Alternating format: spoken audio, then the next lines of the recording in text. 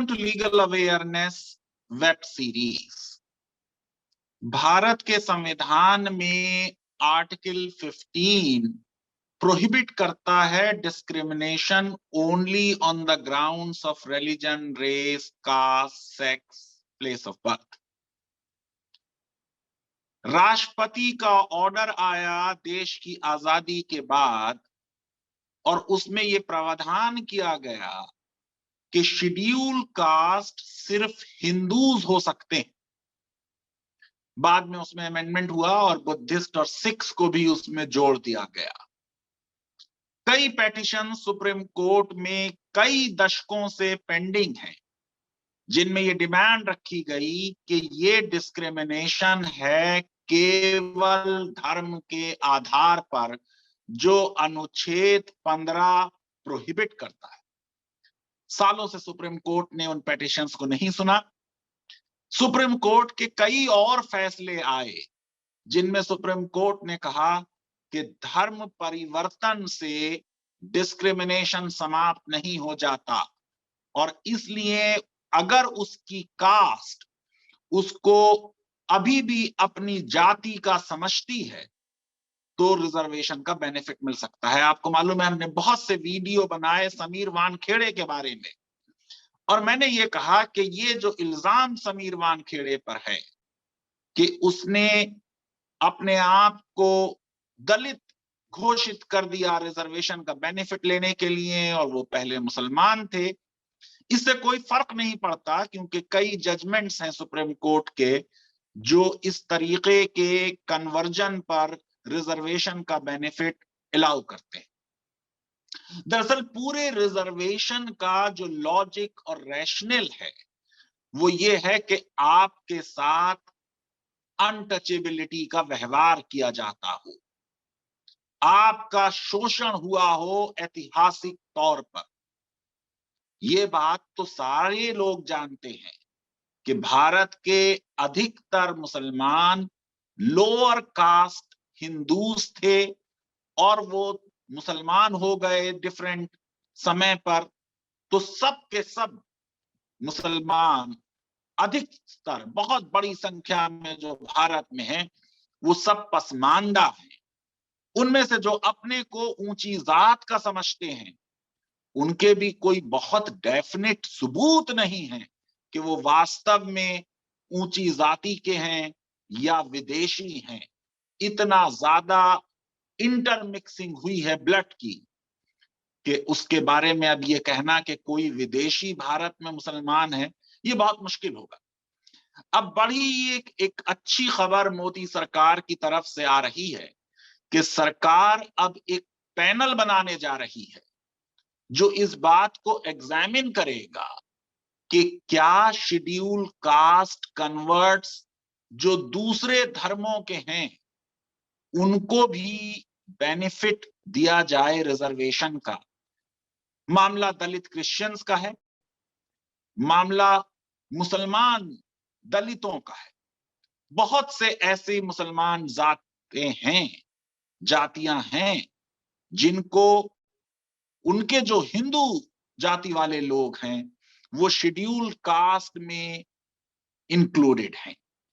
Schedule tribe में बहुत से मुसलमान इंक्लूडेड हैं कश्मीर में और हिली रीजन्स में।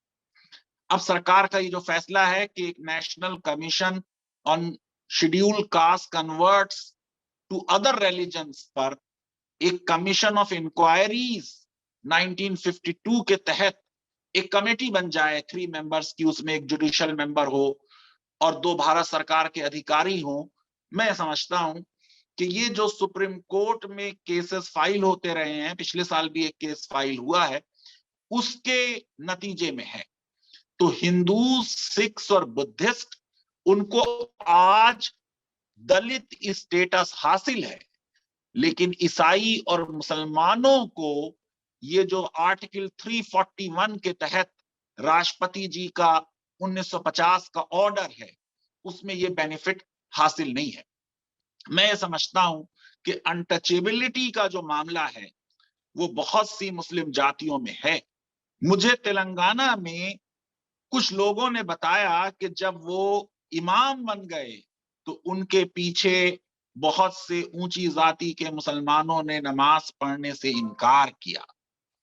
ये कहना आजादी के समय संविधान सभा में कुछ मुस्लिम मेंबर्स का कि इस्लाम में बहुत समानता है और उनके यहाँ कोई इक्वालिटी का इशू नहीं है, ये सोशियोलॉजिकली साबित नहीं है।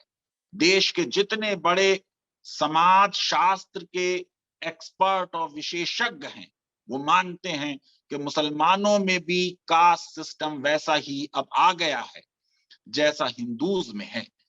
किताबें लिखी गई हैं इसके ऊपर। मैं समझता हूं कि ये जो डिसीजन भारत सरकार ने लिया है ये एक अच्छा डिसीजन है।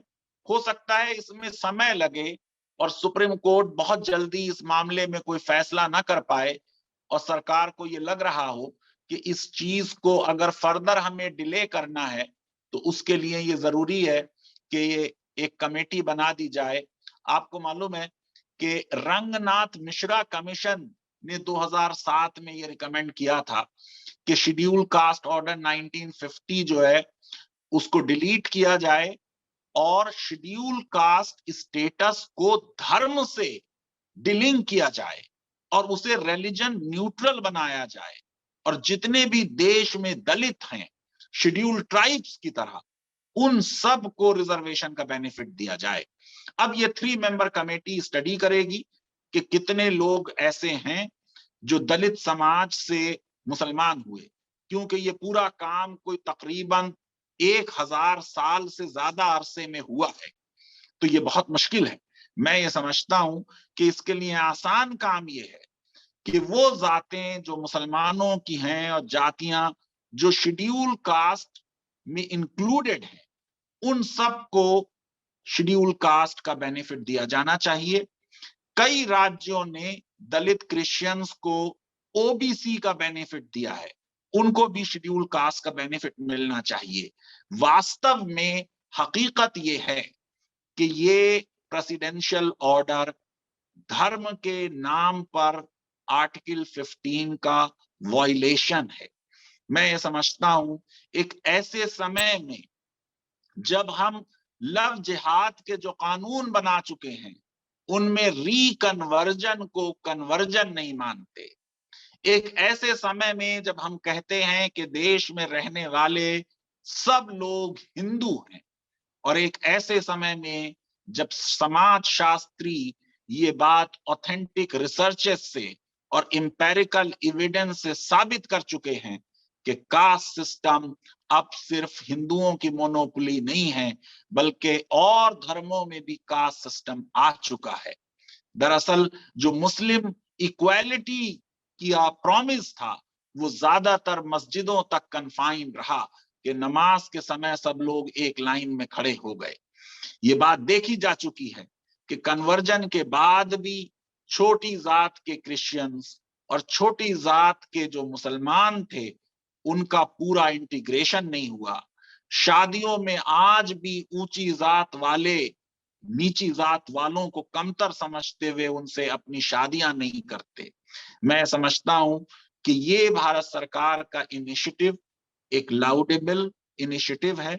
देश के समानता के विजन और संविधान के समानता के विजन और सब्सटेंटिव इक्वालिटी की तरफ उठाया गया एक बहुत अहम कदम है।